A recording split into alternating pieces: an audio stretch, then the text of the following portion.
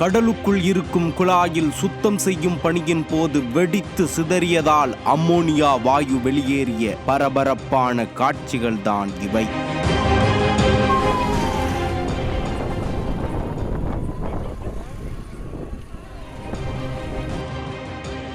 சென்னை எண்ணூர் கடற்கரை சாலை பெரிய குப்பம் பகுதியில் கடந்த 1963 தொடங்கப்பட்ட கோரமண்டல் உர தொழிற்சாலையில் அமோனியாவை மூலப்பொருளாக பயன்படுத்தி உரம் தயாரிக்கப்பட்டு வருகிறது.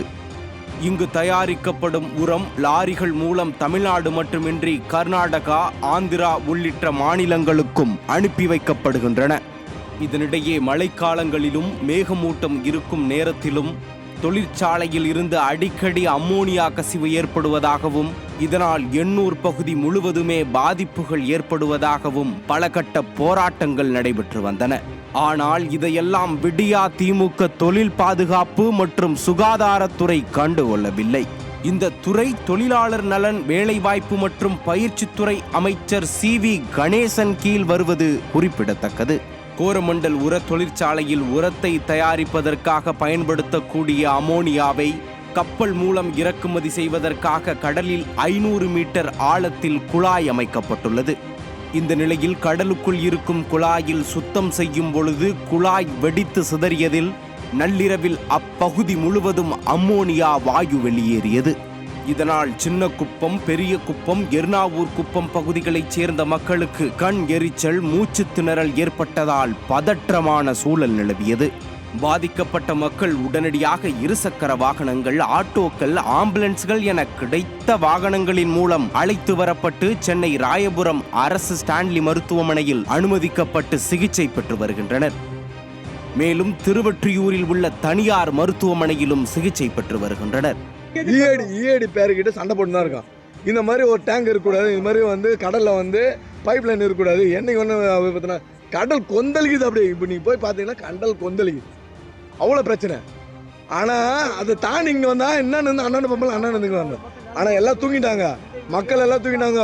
9 மணிக்கு எல்லாம் தூங்கிட்டாங்க, மக்கள் எல்லாம் காலி. நாங்கள் மட்டும் வரலன்னா மக்களை காலி பண்ண. இது மாதிரி வெடித்து நிறைய பேர் மூச்சு திணறு, ரத்தம் கக்கி எல்லாம் ஆம்புலன்ஸில் ஏற்றின்னு போகிறாங்க அப்படின்னாங்க. சரின்னு சொல்லிட்டு எங்களுக்கு ஃபோன் பண்ணாங்க. காசிவேல் குப்பம் ஐசி அந்த ஊர். அப்புறம் நாங்களும் ஒரு 10 பேர்கிட்ட வீட்டில் கதவு தட்டி எல்லோரும் எழுப்பி விட்டோம். எல்லாம் பைக் வச்சுருவங்க, குழந்தைங்களுக்கு ரொம்ப முடியாத எல்லாம் இருமின்னு கக்கின்னு எல்லாம் ஜனலாம் எட்ட போயிட்டாங்க. உயிர் சேதம் ஏற்படுவதை தவிர்க்க இரவோடு இரவாக அந்த பகுதியில் இருக்கும் மக்கள் வேறு இடத்திற்கு வெளியேற்றப்பட்டனர். அமோனியா வாயு கசிந்ததை அறிந்த தொழில் பாதுகாப்பு மற்றும் சுகாதாரத்துறையின் அதிகாரிகள் சம்பவ இடத்திற்கு சென்று அமோனியா கசிவு ஏற்பட்ட குழாயை ஆய்வு செய்தனர். அதில் அமோனியா வாயு அளவிற்கு அதிகமாக காற்றிலும் கடல் நீரிலும் கலந்திருப்பது தெரிய வந்தது. இதையடுத்து உர தொழிற்சாலை தற்காலிகமாக மாசு கட்டுப்பாடு வாரியத்தால் மூடப்பட்டது.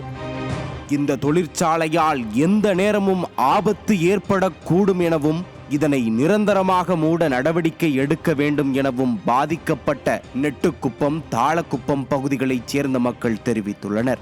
இப்போ போலீஸ் அனௌன்ஸ் பண்ணிட்டு போகிறாங்க, ஒன்றும் பிரச்சனை இல்லை, வீட்டுக்கு போங்கன்னு. ஆனால் நெஞ்செரிச்சல் இருக்குது, நெஞ்சு எரியுது. பசங்களை வச்சுருக்கிறதால கொஞ்சம் பயமாக இருக்கிறதால தள்ளி இருக்கும். ரிஸ்க்காக தான் இருக்குது. இது இருக்கிறது எங்களுக்கு எப்பவுமே ரிஸ்க்காக தான் இருக்கும் போல.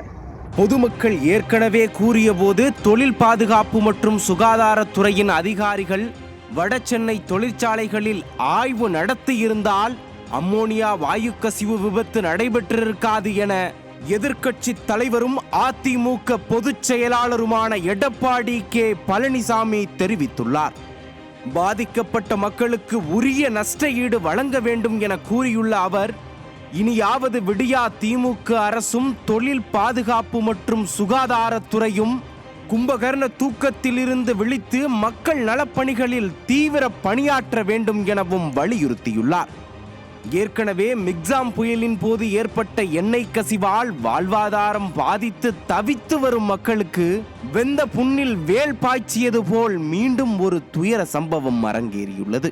விடியா அரசின் திறனற்ற நிர்வாகத்தால் தினம் தினம் வடசென்னை மீனவர்களும் மக்களும் அச்சத்திலேயே வாழும் அவல நிலை ஏற்பட்டுள்ளது.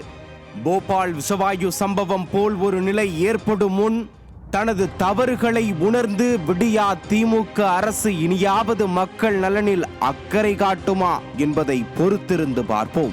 நியூஸ் ஜே செய்திகளுக்காக சென்னை செய்தியாளர் எழிலரசனுடன் புஷ்பவேல்.